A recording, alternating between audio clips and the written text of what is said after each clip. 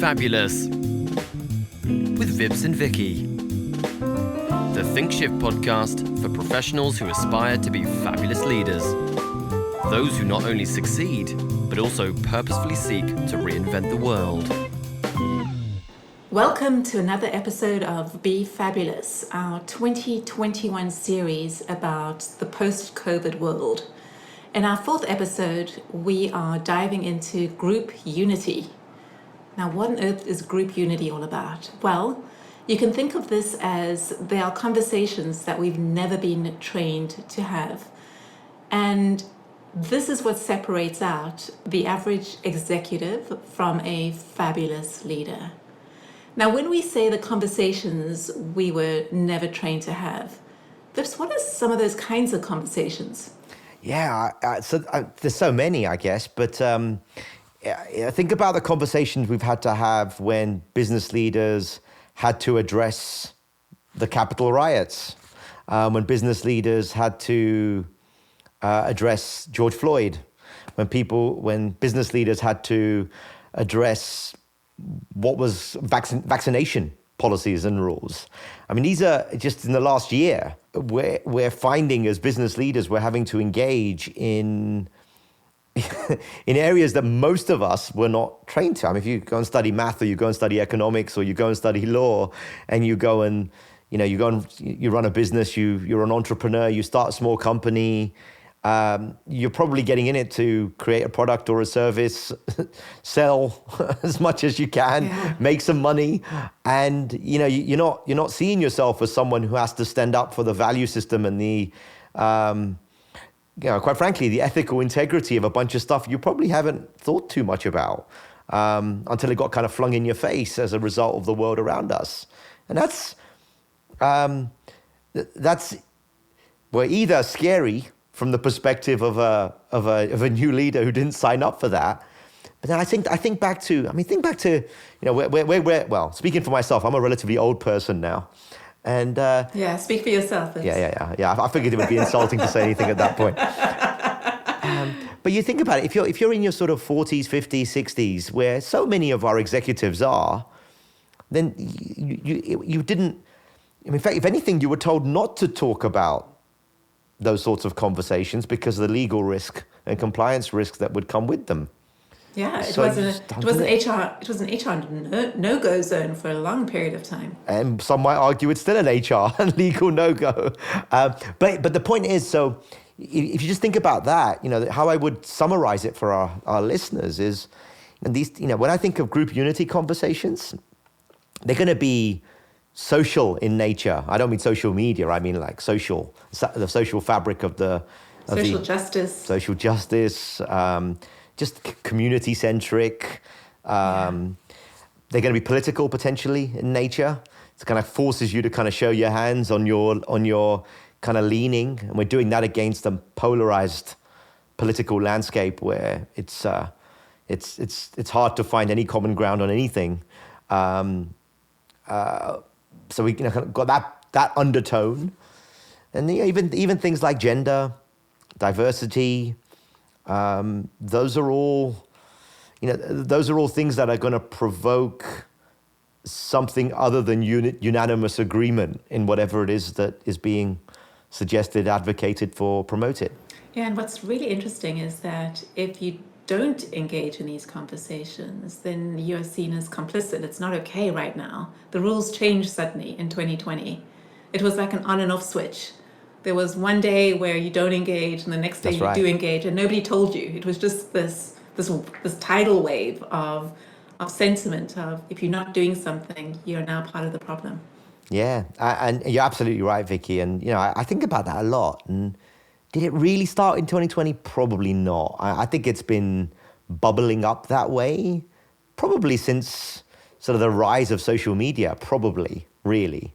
But the expectations on leaders wasn't there till I agree with you. It probably was there in pockets, but not to the extent it is right now. Right now, pretty much every leader knows, other than a few who are still who were present in 2020. But for most leaders, they know that they have a need to say something, whether they're comfortable or not. Yeah, it's like it took on a turbo boost. in 2020.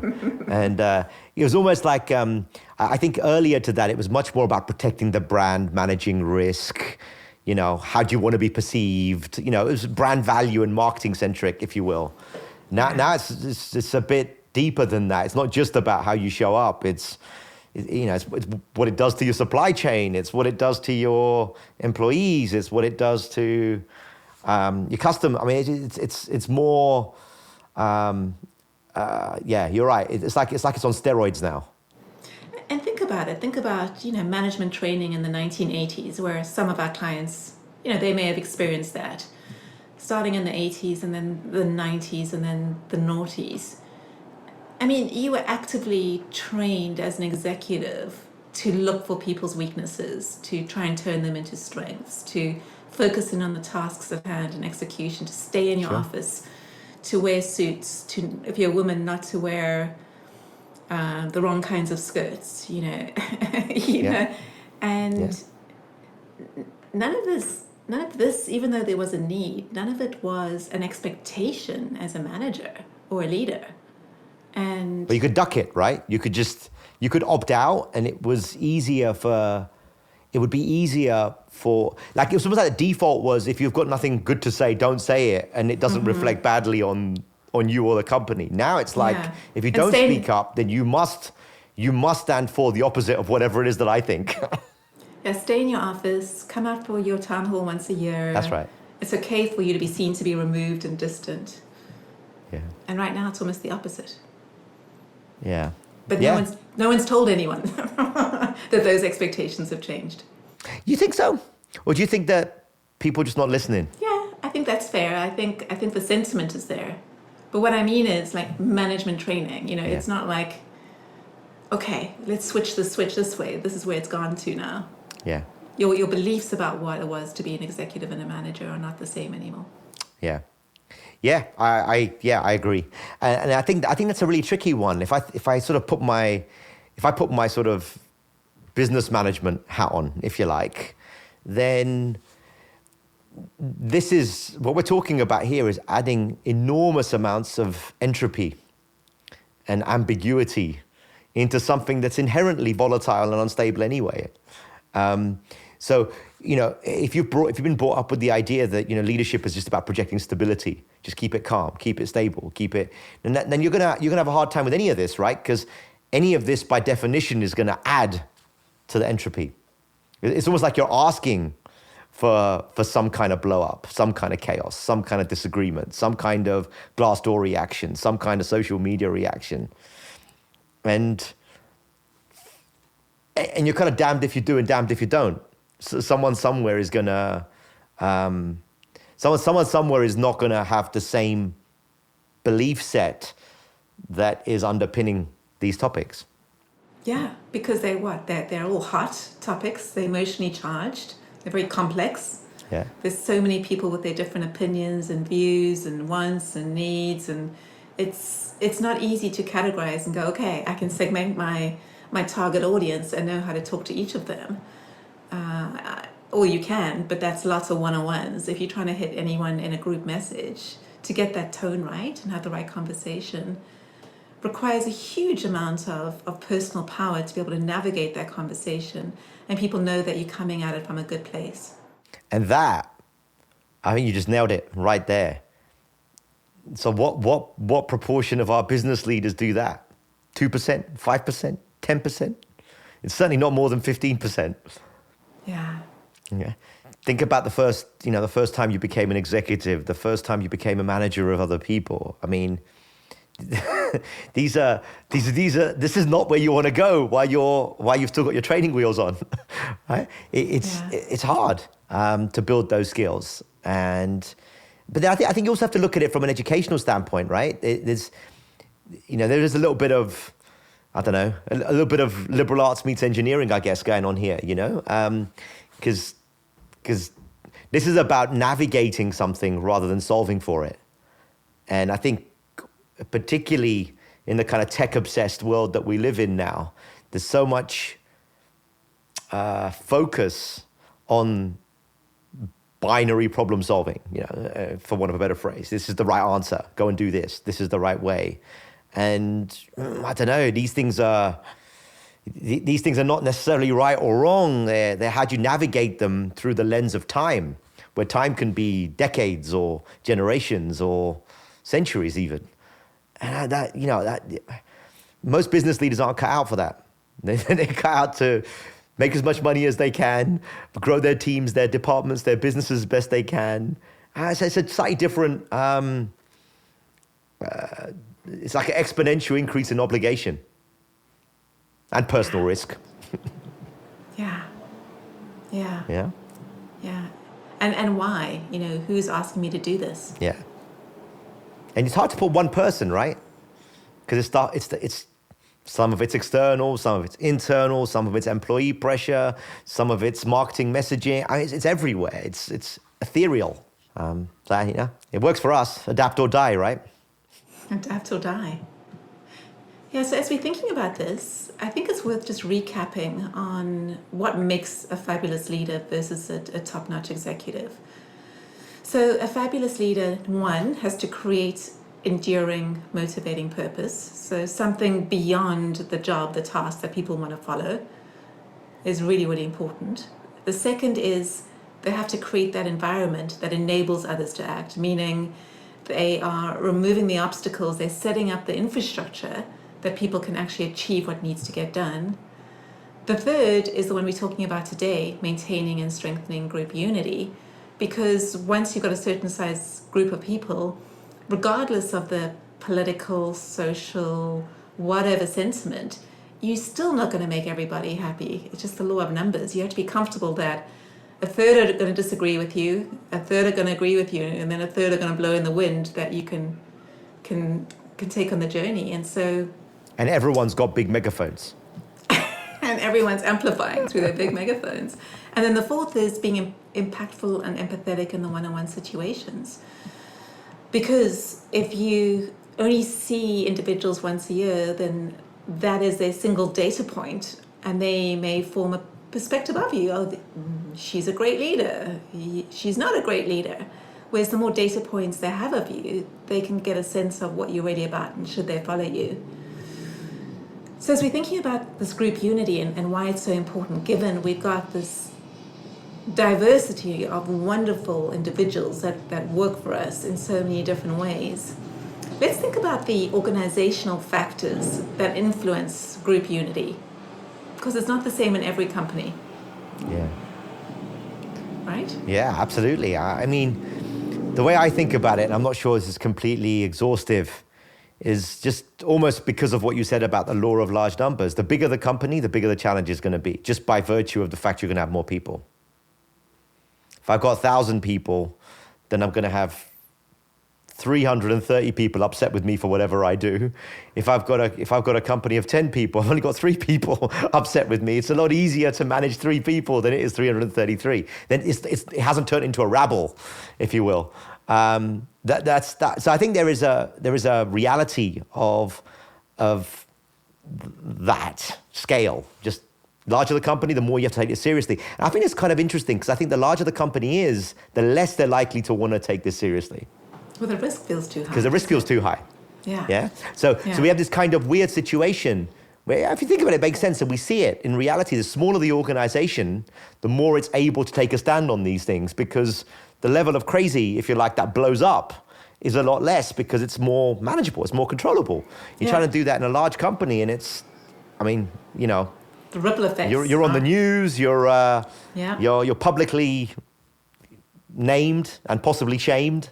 You could lose millions of dollars or billions of dollars in stock value, depending on how that gets picked up. So I think it's bigger. The bigger the company, the bigger the challenge. And you also don't have the opportunity to get your hands around it in the same way. When it's smaller, people know you, you know them. They can understand where you're coming from. If there is little landmines that are going off, you can get your hands around them and contain them. When it's bigger, that's impossible. Yeah, it actually makes you wonder, doesn't it? When we have this conversation, it makes you wonder if large organizations can truly be purposeful. But that's probably a topic for another day. That's another episode we'll have to do another time. When I mean purposeful, I mean like beyond the needs of their organization. Yeah, but beyond the mission. Yeah, beyond the mission. And I guess the second one, Vicky, would be geographical distribution. So meaning, if I've got 20 people and they're all in Atlanta, then at least we have Atlanta in common, right? Or if I've got 20 people in LA, then we've got LA in common, or 20 people in New York or London or Amsterdam or whatever. Okay, then that's you just by definition you're gonna have more shared normative beliefs. And to a certain extent, identity beliefs, because that's the environment you're in, and that's just what's normal in those environments. So you're going to have, so chances are your social, political biases, if you like, or beliefs are likely to be more similar. Yeah.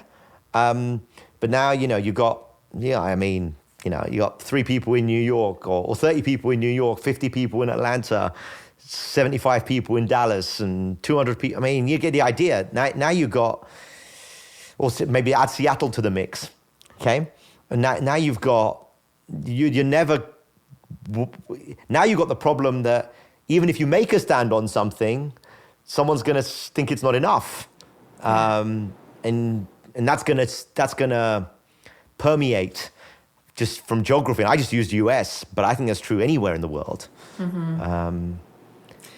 Yeah, and we've always had this to a degree with hybrid working and companies operating different models, but definitely coming out of COVID, there's a whole nother scale of it that we've never seen before, with companies that have never figured out how to make hybrid working work. They see the benefits, they've managed to do it for over a year. They see the short-term benefits of everybody in person or everybody remote, but they haven't thought through the challenges as it relates specifically to group unity when you are hybrid, because now you have another world of pain. What makes somebody feel connected to an organization if you never, ever, ever go into the office?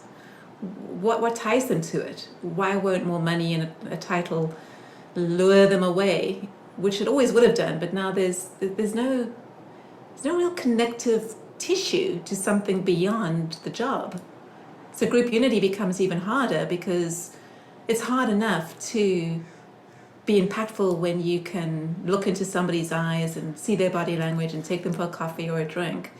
If you never get to do that, and it's all these Zoom one-on-ones and Teams and all the other virtual media, it's great that we have it, don't get me wrong.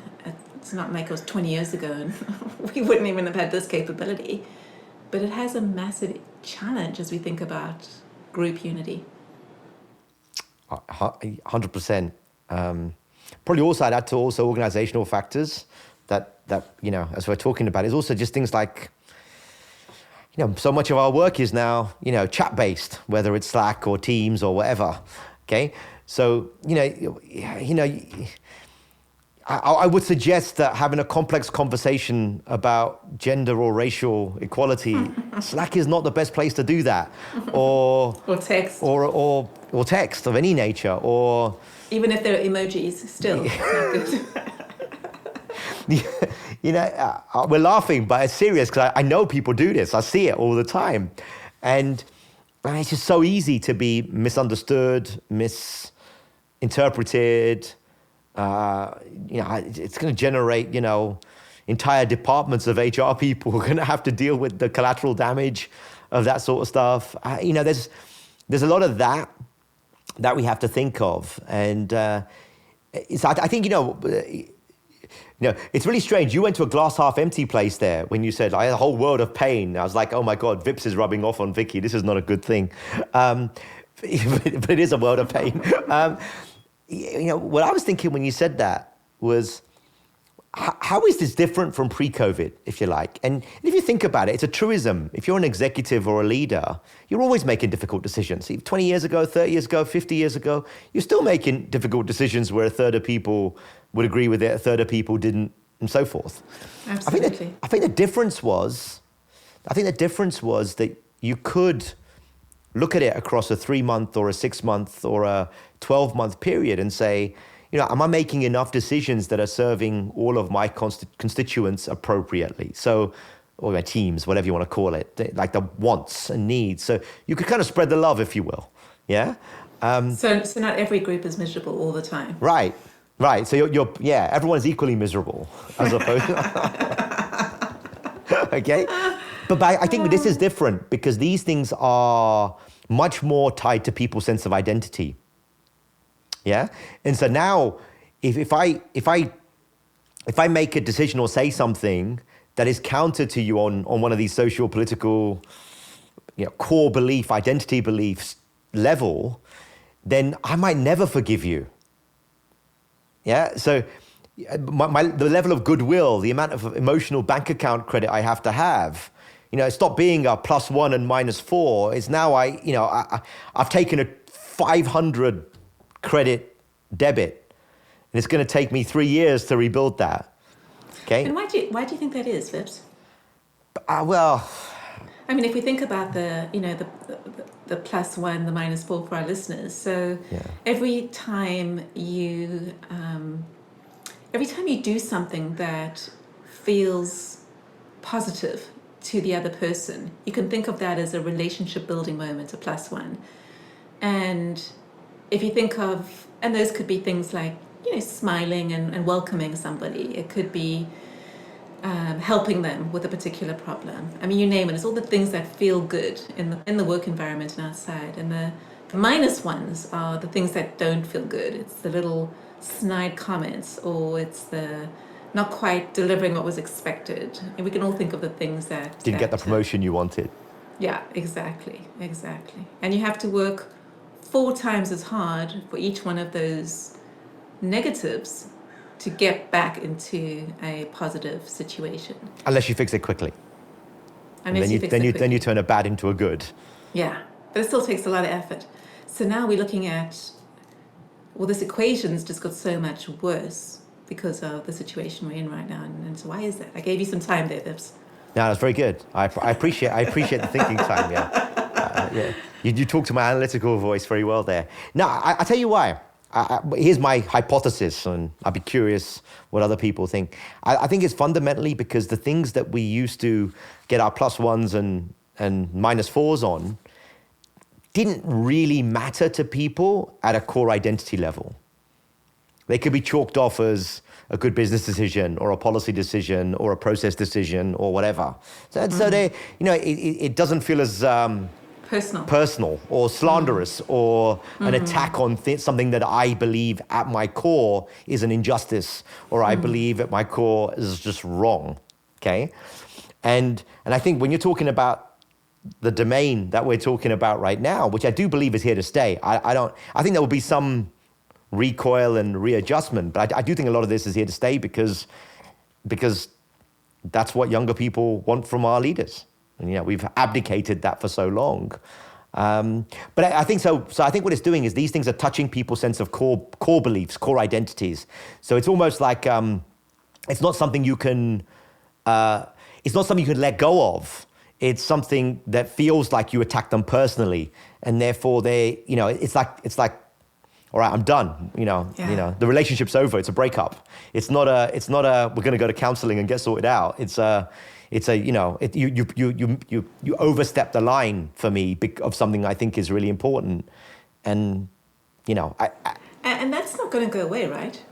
No, it's not for as long as we're in this period of polarization at a macro level. And that's not a 1 to 2 year journey. No, it's decades. We're talking about decades. Yeah, 20, 25, 30 years. Yeah, if we don't blow up the planet in the meantime. Yeah. You see, glass half empty, Vicky. Or run out of water and food and other things. No, but just to make it concrete. So I was speaking to someone. I won't tell you who it is. I was speaking to someone, and we were having quite an academic conversation. I was privileged that they felt comfortable doing so, and we were having a conversation about gender equality in the workplace. Number of senior women basically in executive roles. And this person was genuine. It wasn't a throwaway comment. Okay, this person basically made the argument for why humanity is better if women are in the home. Right now, I don't personally subscribe to that, but when I asked him to explain his logic, it was clear that it made absolute logical sense to them. Yeah? And in this case, this person's wife also believed the same thing. Okay? So from that point of view, if I make a statement and say that's wrong, for example, that now I'm attacking the very fabric of not just their belief system, but how they've chosen to create their family unit. Okay? So it's like, so the question, hold on a second, well, who's happier? Like I know how stressed female executives get in roles. I know how stressed male executives get in roles. Okay? They seem to be pretty happy as husband and wife in this case, and happy with their choices. But my point is, like, if you make too strong an argument another way, you could end up alienating someone who's just made a different life choice. And it's a really quite a fine line between advocating for something that you see an injustice with and intruding on someone else's perception of what is right or wrong. And that happens also, when you get to social and political. I mean, you start tiptoeing into religion and beliefs that have existed for thousands of years, and those are tricky places to be. Vaccinations are doing it, right? Like completely. I've spoken to several female executives who are uncomfortable with the idea of having a vaccine because they're just scared about what it might mean for their unborn children. Yeah. That's a real fear. These are all real. My point is, these are all real fears. It's just the ones that we see from the people around us are the ones that we tend to think are more prevalent just because they have proximity. But you put yourself in a different environment and you might see a different prevailing view. And this is kind of why, I don't know, maybe I'm just getting old, but tolerance and trying to understand other people's beliefs seems to be a much healthier endeavor than trying to impose one's beliefs on others too much. I think that's why it can easily become a minus 100, to answer your point. Yeah. Well, it's believing that fundamentally everyone has their right to believe what they want to believe, and that they have all the resources internally to make the right choices for them. And then it's navigating through that based on that perspective. So our choices, right? We can stay clear and not go near it. Which is in itself a belief, right? Yeah. It's in itself is a belief that we should have our own choices. Not mine to deal with. I'm not going to go near it. And as we said when we opened, now you're complicit. That option isn't there anymore. But that's what you just described there was a national belief. Okay, there are entire countries and nations who fundamentally believe that most people are not smart enough to be able to make their belief choices. I'm not advocating for that. I'm just saying that if that's the environment you're in, then that's an equally logical argument. You may or may not disagree with it. It may or may not have facts or evidence to back it up. But culture beats rationality every time. Every time. Every time. Yeah. Anyone who's had children knows how that is not a rational decision from a financial perspective to have a child. Yeah, so you were saying, so our choices, Vicky, what are our choices? So first one we said was stay clear. The second one is handle it badly. It's an option, Bibbs. Well, I would suggest that's the default for most people, right? Well, at least most business leaders, because it's not what they were trained for. Not what they're trained for, but some have the nose for it, Bibbs. Yeah, but okay, all right. I'm going to put you on the spot now. 200 leaders or executives. How many have that nose? 2. Okay, good. All right. As long as you're not saying like 198, I'm good. No, I agree with you. It's and I have clients who are in the stay clear category, and I have clients who are trying to do their best to get through it. We do this stuff for a living, and we trip over it. Completely. And I think all that to say is it's easy to handle it badly, and we shouldn't beat ourselves up. The fact that we have the courage to go there, people will appreciate that. People will absolutely appreciate that. And I do think it's interesting, I'm going to stand up for fellow business leaders for a minute here who have found themselves in uncharted waters, maybe is the way I would describe it. And there's a certain amount of compassion that we should feel for these people as well, because it's not like they know what they're doing. Like this is new. So whenever you do anything new for the first time, it tends not to be very good and tends to hurt a lot. I think we are very, also at the same time as all this happened, we're also very unforgiving of leadership mistakes. Agreed. And that's probably not healthy either. And the third option is that we handle it well. And I have a leader that I work with who does this just remarkably. She has a coffee with her 400 people every 2 weeks, and we dive into whatever needs to be talked about. But the way we do it is based on opening up the conversation without giving a specific view about it. We'll state the facts. If it's a particular topic, we've got Juneteenth coming up this week. I don't know when our podcast will be released, but know that we recorded it around about this time.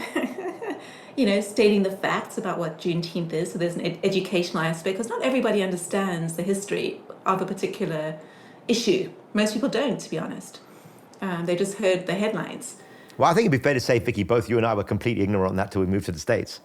And so many of my clients are too, Vips, even Americans, right? So I think whenever you're going around these topics, if you see your first goal is to educate, and then that shows a willingness to go there, and then open it up in such a way where you can have a conversation about it. And the way this dear leader is doing it is usually an interview with someone in the affected party in a very gentle way.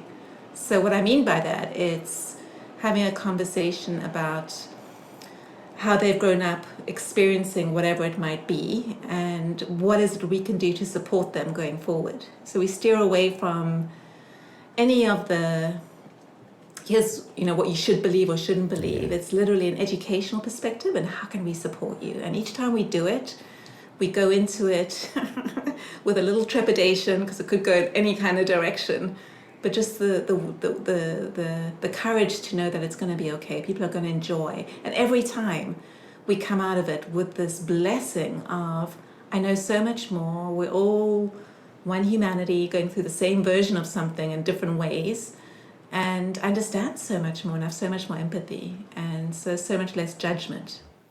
I guess the mindset you described there is seek to learn. Yeah. Don't seek to judge.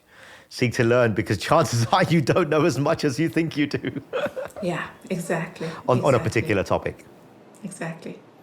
So, Vips, as we think about skills then, so if our dear leaders that are listening want to start they probably want to top this themselves right now. This is probably not the most. This is probably not the most. It's like, why do I want to do this exactly? Yeah, I would encourage you to lean into these conversations, a little bit like how I described this coffee type conversations or whatever it is. There are ways, and reach out if you are struggling. There are ways where you could do it, where you can educate, you can talk about what somebody's going through in front of others, and you can find out how to support them in a way that doesn't open up a can of worms. Quick sidebar. You just said this woman you're talking about has coffee with 400 people. Is that like 400 coffees? No, it's on Zoom. So every Friday morning, it's not 400. I was like, this woman's my hero. How does she do 400 coffees? No, but she's somebody who went from a town hall a year to every 2 weeks. Yeah, it's amazing. And we have such rich and interesting conversations. And 1 week is always a diversity topic, because there's always something that's come up, always, whether it's the violence against Asian American. I mean, you name it, there's something every week. Or it's a business conversation about the goals and some of the things going on. So there's always something interesting to talk about. So let's talk about the skills in the last few minutes, Vips. So what do you think the skills are as leaders dive into this? If they want to dive into, they can stay clear. That's a choice, but it has consequences. But if they want to dive in, So I think here's my top three.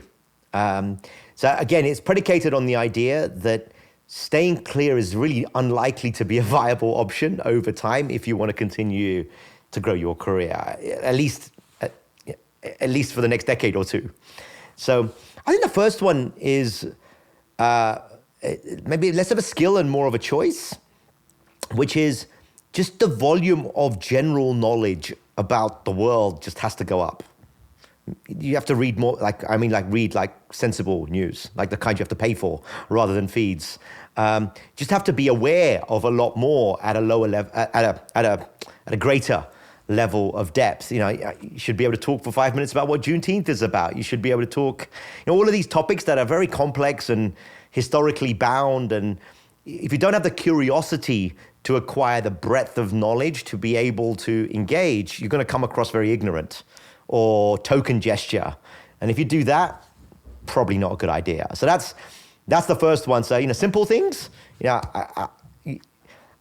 Everyone has their own list. For me, I love reading the, Economist, FT, Wall Street Journal, Atlantic. There's a few Conference Board. There's a few things out there just to try to keep the pulse, the digest from the big universities, just to get a sense of what's out there right now that people are thinking, and whether you agree with it or disagree with it.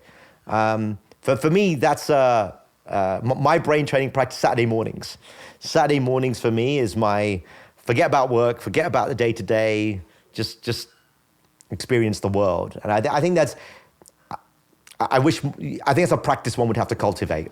Mm-hmm.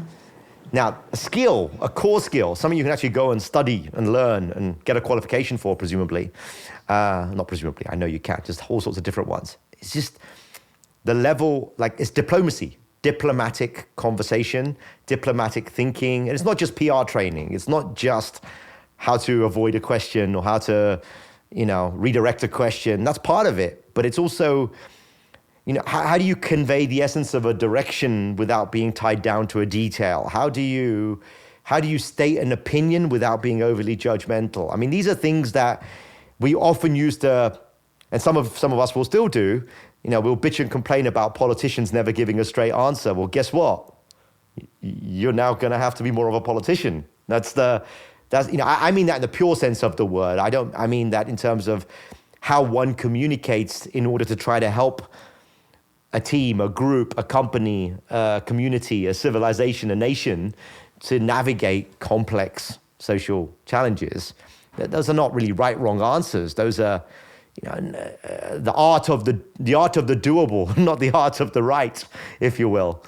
And I think probably the third one, this is possibly the most obvious one, but I think the one that a lot of our listeners will have the hardest time with, which is just recognize that you're going to be asked to take a values and ethics-based view and share it with your team, your company, your department in some kind of open forum, and they're not going to like it. Or some of them aren't going to like it. And you're going to get 3, 4, 5, 6 explosions a year. You're going to have the super angry Glassdoorer who wants to write a 2-page essay on why you're the worst thing in the world, and because of something that you said or something that you thought, or you kind of have the blow-up effect that happened. I'm thinking about, oh my God, what was that company? Backpack? Was it Backpack? Oh, yeah. It was Backpack, right? Yeah. I don't want to attribute this to the wrong company. Yeah. Good example of someone trying to be quite transparent and quite honest and end up just blowing up.